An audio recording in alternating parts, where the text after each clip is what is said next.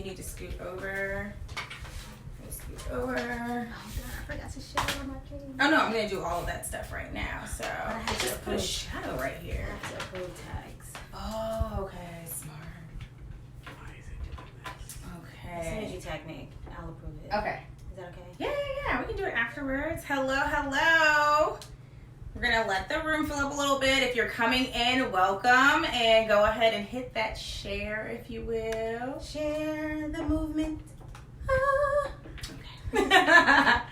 So I'm going to do that right now. Okay. How you guys doing today? Hey, Jamie. Hey, Janelle. There's another name I can't see. Fixing my hair. Wait, let me fix my hair. You guys are welcome and thank you for joining. I am supposed to. There we go. So I'm going to share. And I'm going to share. Nope, that's not one. That's not my page. Sorry. I think I have to share it from me. Huh. From my page to your page.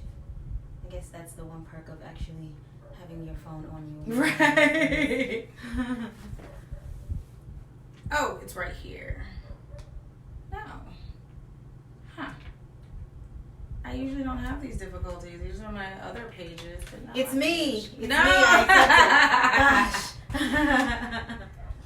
Well, we'll get everything sharing and everything going.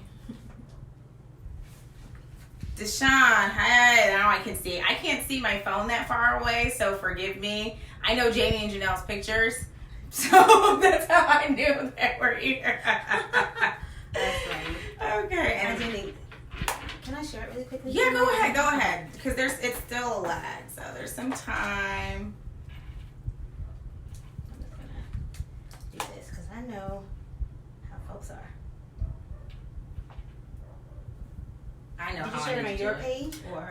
It's on my Curls, Curves, and Combo page, but I know what I did wrong. And the difficulty was me. It was a user error. So give us just a second. We're going to go ahead and get started. There it is. Turn it down. And share.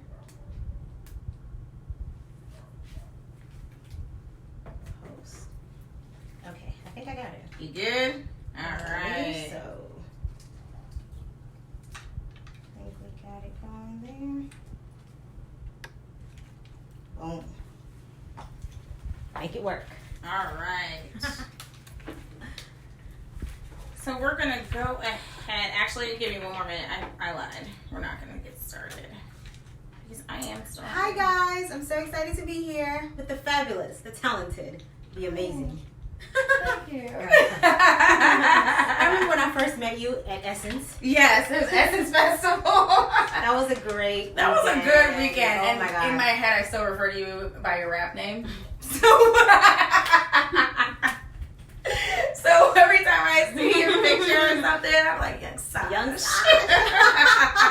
That's hilarious. I love it. That was hilarious. So we'll go ahead and get started. Thank you guys so much for being here tonight. Welcome to the 8th episode of The Conversation. Tonight, my guest is the beautiful and talented Sasha Simmons. She is a motivational speaker and the host of a podcast, the 731 Podcast. So I'll let her introduce herself and tell you guys a little bit about her. And also, I like to make sure that they know how to reach you. So if they want to follow you on all your channels, Of course. they can. So go right ahead. Hi guys, Sasha Simmons here, also known as Young Sash the rapper, but only sometimes. I am a speaker, podcast host, empowerment activist. I believe in helping people create their lives. I believe that every single one of us have exactly what it is that we need to create our lives, regardless of what situations we were born into, what circumstances we have, what we feel that we are missing. I believe that all of those things are to build character in you, and everything that you need, you have in your life. And And so I speak a lot at colleges, universities, young professionals, teaching individuals how to really maximize everything that they have available to them and be passionate about their lives. As Ericka said, I have a podcast called 731, which drops daily. It is short, cute, and perfect for your daily commute. I know that you guys like it. It's not to keep you long. They're no longer than 15 minutes, just to really get you in there, drop some tidbits with you and get you going. And I speak at colleges and universities, teaching young people how to maximize the college experience. So I'm very excited to be here, honored to be sitting alongside of this amazing young woman. So thank you so much for having me. Thank you so much for being here. So I'll make sure that all of her information is below so that you guys can follow. And like she said, the podcast, it's one of my favorites. I'm big on podcasts. And I love that it is quick and it's just what you need. It's like a daily dose of just what you need for your day. It's perfect to listen to in the morning. So just kind of that, yes. And if you want to connect with me, I forgot to say that part. Follow me across all social media platforms at the Sasha Simmons. So TheSashasimmons, the Sasha Simmons. All right, so we're going to go ahead and get started. So today's topic, if you saw the flyer, was about creating the life that you want. This is, when I saw her topic, I said, you know what? This is something I can definitely relate to. This is something I've actually started taking notes on, which was what was crazy, because one of the big questions I get asked all the time about starting my platform is, well, what did you do to start? When did you know it was right? Because a lot of times, I guess people think on the outside that everything is perfect. And it's far from perfect. Let me tell you, like, things go wrong. All the time, still go wrong. Yes. Still are going to continue to go wrong. And, there are moments where I'm like, I don't know if this is all of that. So I'm like, well, I know you don't see any of that. And it was like, well, what did you do? And I was like, I just know that this is something I wanted to do, so I just did it. Mm-hmm. So talk and tell us about, like, that's a big part of your platform. That's a big part of what it sounds like pretty much everything you do and teach is rooted in creating the life you want. Yes. Like, how did you come up with that as a concept? Because I think it's brilliant. Yeah. So one of the things I will say is I have accountability partners, and they're called Moto. And so in the past, we met weekly just to hold each other accountable and to really motivate each other and encourage us to chase the dreams that we want. And I've started and stopped so many things in my life. Like, started this amazing idea and then I stopped it. And I started this time and I stopped it because I was afraid that it wouldn't go well. I was afraid that no one would watch, or that everyone would think it was corny, or whatever the case was. I was terrified to actually start. And my accountability partners really challenged me to start and finish. Like, don't quit until you actually start and finish. And I was like, what if I mess up? What if I run out of things to say? What if this happened? What if everybody thinks it's corny? What if I totally bomb? And everything all the what ifs happened. Mm-hmm. And guess what? I didn't die. Right. I wasn't embarrassed. I laughed it off. Like, I've made so many mistakes, particularly with 731, but it's a learning process, and I have grown so much. And anytime you're working on a project, you're reading, you're doing research. So you as a person, you're developing yourself inadvertently. Really, you don't necessarily realize that you're doing that, but you are developing yourself into this force to be reckoned with. And so it's beautiful. So I encourage people to start a project with whatever it is that you have. You can look at all the things that's missing from your life, right? Yes. And you can say, oh, I don't have that, but I promise you have a way to make it. You have connections that you have to reach out to. You have that you've gone to school with, and you really get really creative. You have to use a bit of ingenuity, but it comes once you start. You start, and I can truly attest to that. You think that you see these things and you're like, I have to have this and I have to have that, or I have to be in this place to do things. And really, it's a big trial and error. Yes. A lot of times you think you have to have the best equipment, or all of those things start to come as you do it. And a lot of times, like, I know I've realized, it's like, I didn't even need that because I can use this instead. Yeah. And so you just have to do, and the failures, if you will, are the best lesson, because you're going to fail throughout your journey. You are. Welcome it. And I remember being in college and being so terrified of failing. I was like, I just don't want to fail. I never want to fail. And I realized that failure in marriage is actually, failure and success is actually a marriage. You cannot have one without the other. It's impossible. You will never have success without failure. You That's will always, good. the two go together. And so a lot of times we always say, oh, I only want the good, I never want the bad, but that's just not life. That's not real. That's not the human experience ever. And so those failures, you learn so much from those moments that you mess up. You're like, I will never do that again. I've learned my lesson. Now I know how to do it. And again, you're developing yourself. Mm-hmm. So what would be like not like necessarily the biggest, but so someone's stuck in a rut and they say, well, Sasha, I just don't know what to do. I don't know where to start. I want to, start this blog or start this podcast, but I don't know what to do. Like, what would you say to a person in that mind frame? Because it's not even necessarily the steps to take, I think, but I think it's their mind frame, like to speak to that. Yeah. Get out of your own way.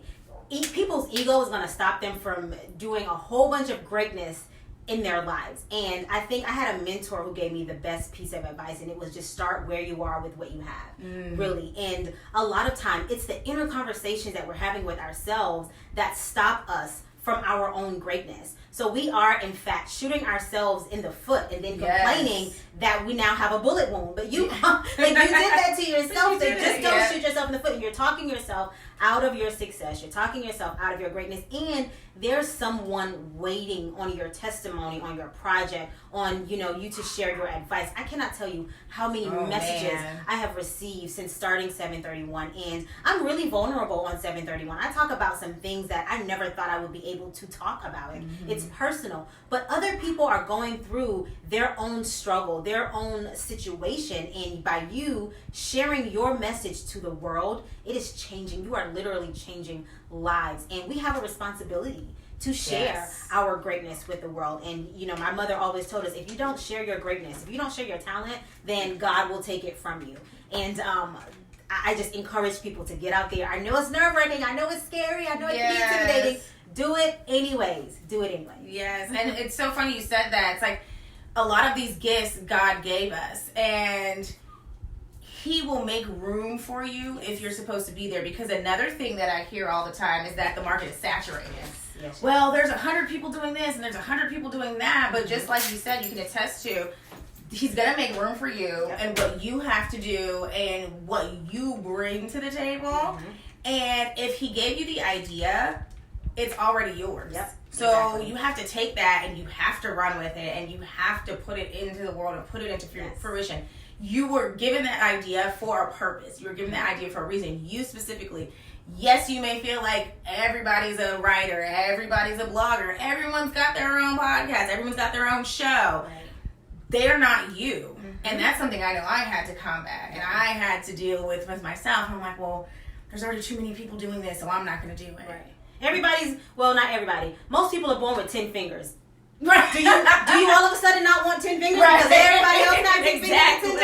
Like, we really have to get out. We have to get out of our way with that. And I tell everybody, start a podcast. I think everybody should start a podcast. Really? I do because the development that happened with me creating a podcast, again, requiring me to read. I was okay with speaking, but now I have no problem speaking in front of an audience anywhere. But I was dropping these episodes every single day. And so by doing that, you are becoming more and more excellent in your craft. So if you have a podcast around brain surgery or the health of the brain, you have to read content. You have to become an expert on this in order to be able to sit there and have an intelligent conversation that people can pick up via a podcast. So by doing a podcast, you are now becoming an expert in your own right. So that's the reason I say start a podcast, start a blog, start something, and share it with the world. That's really good. I've never thought about it that way. You do become a bit of an expert into the field. Like I read, right? And now I find myself reading a lot more on different topics or finding things specifically to talk about because I know that there are going to be some days where I'm going to do this by myself, right? And I want to have something meaningful to talk about and not just, this is cute and the weather is nice, but so I'm reading things and I'm doing research and I'm learning a lot more about the world in a sense and about myself too. Like I've learned a lot about what I like and what really makes me tick. I've also learned about a lot of my bad habits and how I need to change these bad habits. That's a tough conversation right there. Yes, I understand. Oh my gosh, and you learn a lot about yourself in general. So a lot of those things and a lot of the voice that speaks to you that tells you you can't, you really identify it in this process, and you really identify who is really telling you what you can and cannot do. Right. Because I was already told what I can and cannot do, and then I'm like, oh, but I don't know. Right. Yes. Yep. And you're second guessing yourself. And I second guess. And while you're on the topic of reading, in the last year since I started the 731 podcast, I've now been teaching the idea that I believe every professional, every entrepreneur, anybody who's driven, you should be reading 10 articles a day on your subject matter. 10 articles a day. And, you know... On your subject matter? On your subject matter. Okay. On your subject matter. If you are in finance, you need to be reading 10 articles about finance. If you're in education, you need to be reading 10 articles about education. If you are in the startup world, 10 articles about startups, right? Every single day. This gives you a competitive advantage over everyone, over the experts in the industries. Or it makes you a contender in the industry, because we live in a time where information is coming out so rapidly. Things are changing every single day. Something that you read 2 years ago may not even be relevant anymore. So you have to be reading things that are current, things that are timely, and things that are relevant to you as an expert in that field. That's really good advice. I'm going to have to take that one. It's aggressive. I realize it's aggressive. It is. I realize it's aggressive, but then I was listening to a podcast episode of E.T. and Warren Buffett. Okay. And Warren Buffett reads for 6 hours a day. Whoa. And then I said, oh, okay. Well, then I don't feel bad anymore, because the 10 articles a day, it doesn't equate to 6 hours. At all. But it's a start. I don't think I have 6 hours to dedicate, but I definitely have time to read 10 articles a day. So that's going to be a really good challenge, and I'm going to put that out there. If you are entering your subject matter or you want to start somewhere, start by reading. Start by reading up on that topic. Now, I do want to say, because I started with that thinking that I had to become a subject expert immediately. So I'm like, well, I can't talk about this because I don't know everything there is to know about this. And in reality, I'm not going to. That's just another way of me selling myself or stopping myself from doing something again. So if you ever feel like, well, I don't know enough, you're probably not going to. I still probably am learning, and not probably, I'm definitely learning what I'm doing right now, but it's all trial and error. It all comes to me each day. Something new happens, and I'm like, oh, okay, next time I'm going to do this. This past weekend, I was at a women's retreat with my group, Women on the Rise, and I was having a conversation with another member, and Desiree, and she was like, you shouldn't limit yourself to only people in Jacksonville. And I thought about that, but I didn't think about it all the way, and I was like, you know what? I shouldn't. Right. Because I'm going to block myself out eventually. And not that I think I would run out of people, but I think I might run out of people. And, it's like, well, I can't travel all the time. Okay. Well, I can split screen because for now I'm doing these things live. Until eventually one day I can travel to where I need to go or they can come to me. But it's like, you know what? That in itself opened my eyes. And it's using your network that you have. And it goes back to that. Like, had I not had a network or had people around me and bouncing my ideas off of, I don't think I would have thought about that. And that was a long way of saying use the people who are around you too. And you know what I find fascinating that I think all humans do? We put so many limitations on ourselves. Oh man. And there's this ideology in the world that people are trying to box you in. People are trying to put you in a box, and folks are trying to stop you. And I think the number one person to put an individual in the box is the person. It's us. Like, we are literally taping the box from the inside, forcing ourselves to fit into this box because it's safe, maybe it's familiar, it's comfortable. But it's so limiting, and we willingly put ourselves and put these limitations on ourselves. Oh, I can't do that, or I can't do this, or I'm limited to this thing because this is all that I have. Yes. Why are we putting these limitations on ourselves? So anytime I recognize myself doing that, because we all do it, it's something that you have to untrain yourself from doing, because I think we've been doing it since we became maybe like our teenage years, because when you Yeah. were little, you had no There was no limitations. way- yeah. No limitations, right? And then at some point we started putting limitations on ourselves. Folks started telling us to be reasonable and Exactly. operate within this. Well, I understand what they're trying to say, but when it Yes. comes to your dreams and your passion, a lot of times you have to think creatively and think as if there is no box, and do not put limitations on yourself. That's a good one. Yeah, and it is. It's what we've been taught. And that's something that you're going to go through. I do feel like in your journey into whatever it is that you're looking to do, people are going to tell you, well, are you sure you want to do this? Are you sure you can do that? You don't want to just keep the job you have because you make good money. And all of those things can be true, but that is another limitation. Like, if you can still do and follow your dreams within the means that you have, because that goes right back into creating the life that you want with what you have, then you do have to start there. You owe it to yourself to start there and do with what you have. You know, I have a job right now where I work remotely, and I have that time in between. And, you know, I was looking for... Don't pay attention to this part. Supervisors. I was looking for another job. Ooh, it's out there now. It's out there. And but then I realized, you know what? I wanted another job because I wanted money, more money. It's not that I love my job. It's flexible, you know. But I wanted more money. And I realized, you know, it's not always about the money, because I've left a good company for more money for a not so good company. And I was like, you know what, Ericka? Are you going to find some place that you work remotely and you have the flexibility in your day to get other things done and to do these things? Yes. And it's like, you know what? And I literally said to myself, I said, use this time and take this time to do these things, because then when this is done, you have that extra downtime to work on those things. So I said, I'm going to make this work for me. I'm going to make this job and this income work for what it is I'm doing. And I just made arrangements for myself and my living situation and all of those things, and made it just happen and made it work. And when I started doing that, things started getting better.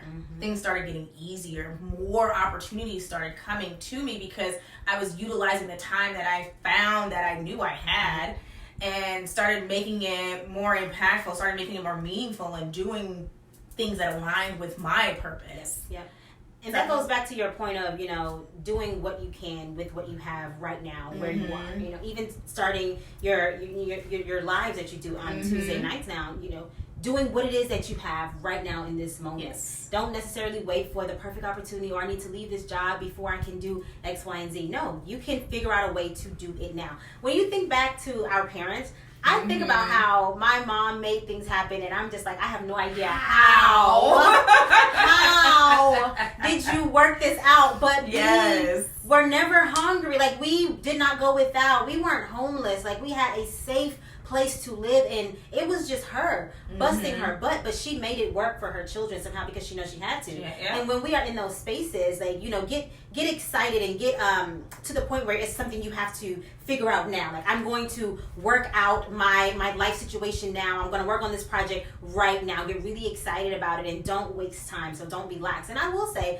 that's one of the good things about being in a job that requires you that where you don't have as much flexibility, is you have to really manage your time well. Be mindful with it. Yes. Absolutely. What would you give like as some advice for someone who is in a more rigid situation? Like, I have the flexibility, so it's easy for me to say, oh, find some time in your day. But if somebody does have a little more of a rigorous schedule, like, what advice would you say for them to start? Yeah, I would say the first question that I would ask you is, what are you willing to sacrifice? And that may be a little bit of time from hanging out with your friends. That may mean getting up earlier in the mornings. It may mean, you know, going to the gym maybe 3 times a week instead of all 7 days, and maybe using that other time for something else. So what are you willing to sacrifice? And once you determine what you are willing to sacrifice, I believe you need to schedule in your day time for self-development, or time for the project that you are working on. I'm telling you guys, add it to your calendar. So I literally have on my calendar, it's time to write. Like, these are the writing hours. And if you try to schedule time with me, oh, Sasha, let's go to happy hour. I look at my calendar, oh, I can't do it at this time, because I've already scheduled in with myself to write at this time. One of the things I've realized that we do is we get so upset with people for breaking their commitments, to us.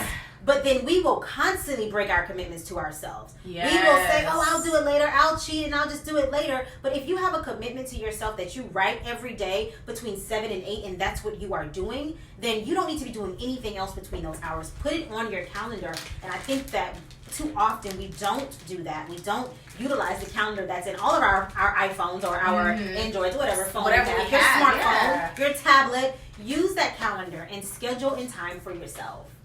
How did you deal with those around you? Because you mentioned having to tell other people no. Yeah. And I know that was one of my things. It's like, oh, okay, I like to go to happy hour and I like to do these things, but I also know, so how do you deal with somebody who's maybe struggling on that end? Like, what would you say to them?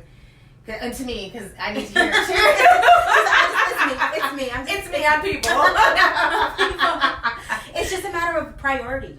What is more important to you? And I will tell you, for 2 years in a row, there were really big projects around Super Bowl time, and I've been working on projects. Aside from me not necessarily watching the NFL, aside from that, I've missed like major parties with my friends, and I'm like, oh my gosh, I want to be there with them right now. And I have amazing friends in Arizona. We have some of the most amazing house parties that you could ever have. Everything you ever need in your life is at those parties. And I've missed a number of those because I had deadlines to meet. And I told myself, right now, this is my priority. And I need to get this done right now. Those parties will be there later. And yes, it stings. It hurts that you're missing out. But think about when you were in school and you had a class that you had to go to, right? And I realized that our generation respect the idea of class. So I started at some point telling people I have class. And no one would even question me when I said I have class. And no one would, they'd be like, okay, cool, we'll just come through after class. Oh my gosh. Because we that's such a good trick.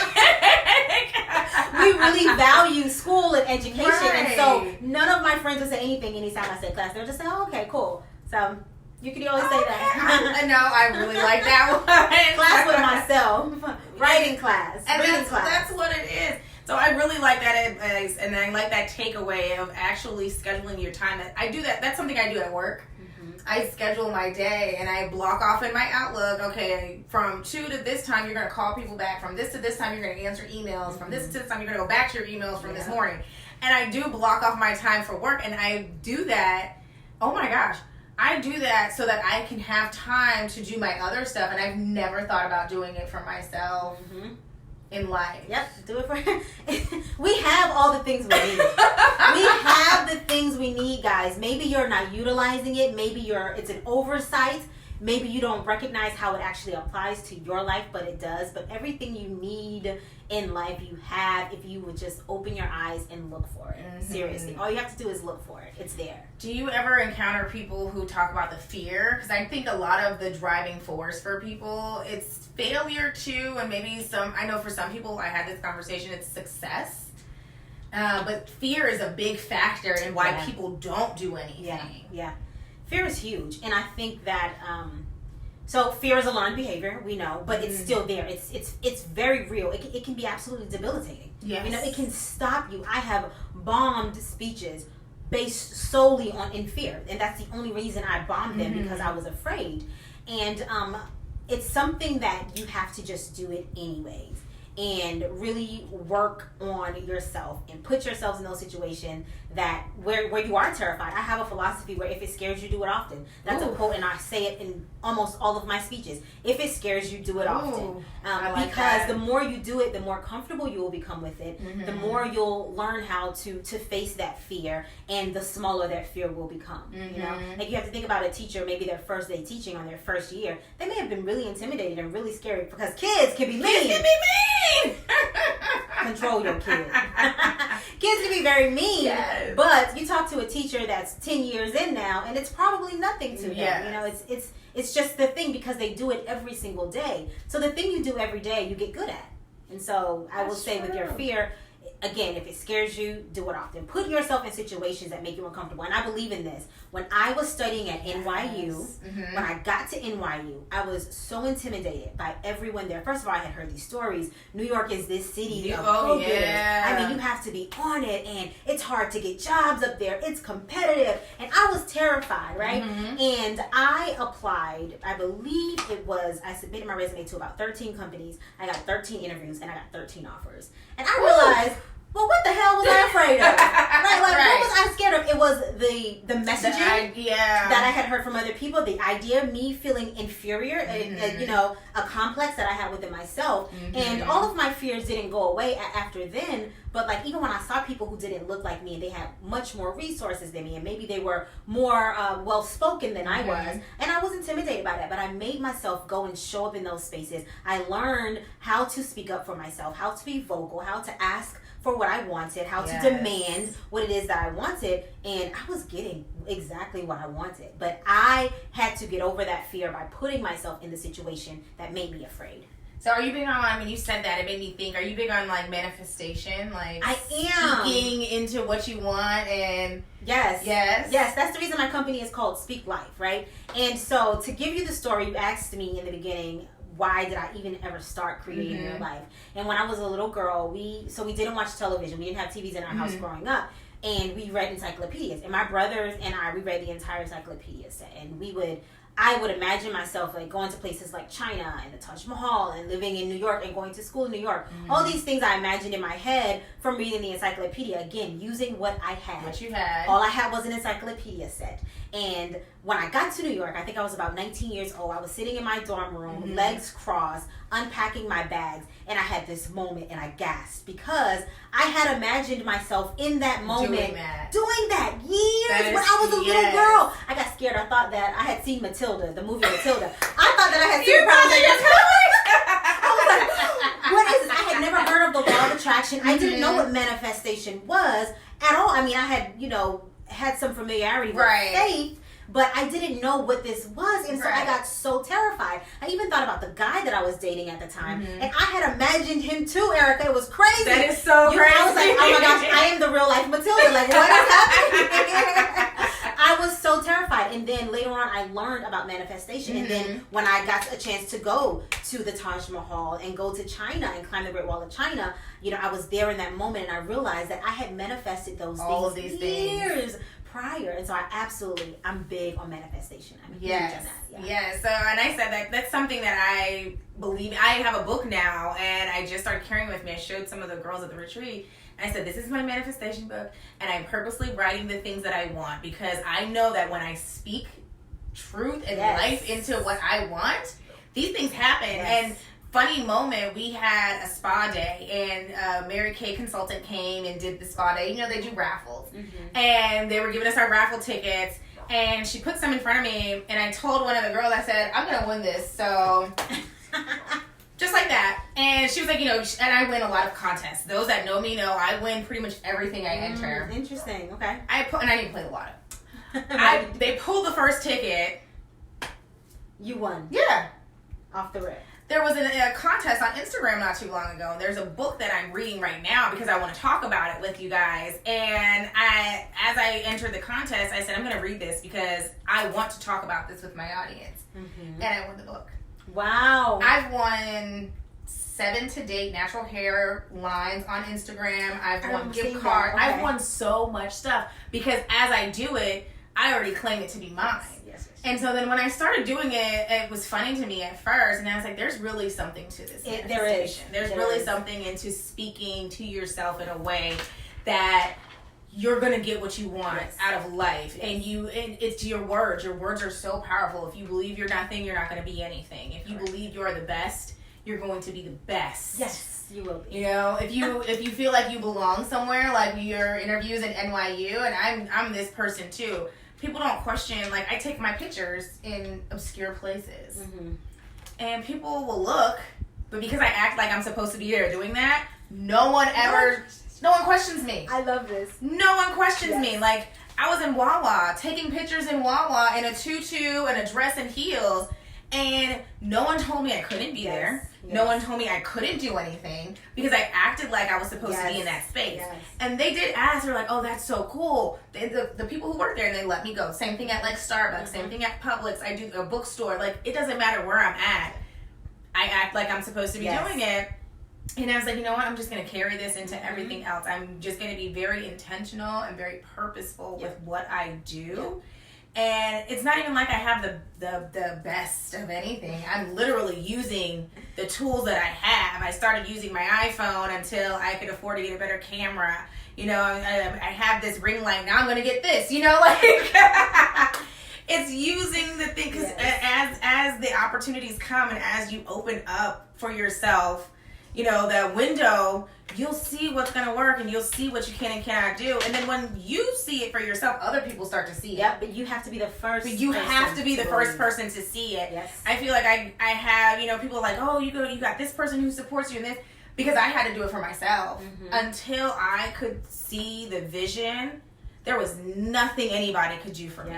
Yes. And that's probably the biggest piece of advice I can give. I have chills with you talking right now because I know exactly what you were talking about. Like, I know exactly. And when you get to that place where you know that you belong every single place that you go, it's amazing how many doors will open for you. I will never forget. This happened before I moved from Jacksonville to Phoenix. And I was at this huge event in one of the convention center downtown. Like, all these motivational speakers were there. And I wanted to get backstage with all of the speakers, right?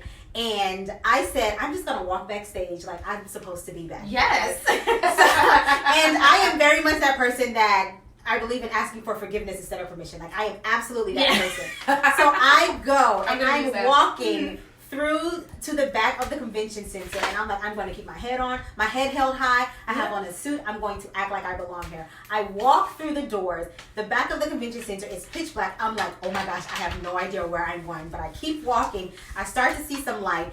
A guy comes out of nowhere, somebody who's working there. He says, oh ma'am, the people that you're looking for, they're this way. I say thank you, and I walk going. Right. I shake hands with people. I'm meeting people. Now I'm in the back in VIP section eating carrots and chicken wings. Yes, carrots and chicken wings. Yes, making hella connections, and people are welcoming me and telling me, oh, what's your name? And I'm telling them my name and what I do. But I walked as if I already belonged there. I wasn't looking for permission. And I always tell people, you don't need permission to walk in your purpose. God has already given you the permission that you need. He has already given you the access. All he needs you to do is activate. All he needs you to do is step out there and walk through the door. But so many times we allow that fear to stop us from walking, or we're walking and we're scared, we're looking around, and now everyone knows you're not supposed to be there, right? Or they believe you're not supposed to be there based on your behavior. So walk, and walk with certainty. Don't hesitate. Just keep going. And don't make eye contact. Exactly. That is another thing. You kind of look past people. Right. That's that really important. Like, oh, you're not, excuse me, you're in my way. Away with you. So that's good. So one big takeaway for the guests here, what would be the one thing to like just drive it all home for them? Like the biggest, or like just the best piece of advice you can give? I think I will say to anyone who's listening is do it anyway. And that means when you are afraid, do it anyways. When you feel like you don't have the capital, get creative and do it anyways. Because money should never be a reason to stop you from pursuing your dreams, right? If you feel like you don't have the support from your family, from your friends, do it anyways. Because let me tell you something. Folks always jump on the bandwagon later on. Like, they are coming. Don't worry about it. They're here now. I promise you, they are coming. They're going to come. Yes. You just have to go ahead and do it anyway and show people that this is a good product, that this is a good idea. But you have to believe that yourself. And if you don't believe that, I have this thing that I teach called the mirror trigger. And that's where you stand in the mirror and you say what it is that you need to believe in your soul, because you need to believe it within your being. You say it to yourself while looking in the mirror. It gets really uncomfortable and really weird. It's okay. It's okay. Do it anyways. Like, stand there and receive what it is that you need to believe until you actually believe it. Because we really don't have time to waste. Like, life is moving and it's happening fast. Yes. And I assure you, if you do not activate your calling, if you do not activate your purpose, someone else is going to do it. Oh, absolutely. And it's happened to me so many times, which is why I can say this. Like, get started, do it, and do it now. Absolutely. Right? So the opportunities are out there. The resources are out there. You just have to brush the dust away, maybe push the plants and the trees a little bit to the side, hack through the forest a little bit, get to work. It's out there for you. It is. I agree. Yes. Thank you so much, you guys. Thank you. There's nothing else I can say after that. Get started, guys. Get started. That's it. Well, thank you so much, Sasha, for being here. Thank you for having me. It's been great. Yeah, so like I said, we'll make sure that all of her information is below. Thank you guys so much for being here with us tonight. Make sure you like it and you share it with your friends, because I know you all know that somebody needed to hear this today. Hallelujah. Yes, because this was a word. So thank you guys and have a wonderful night. Good night. night. Oh, excuse me. Okay, this is the weird part. Ah!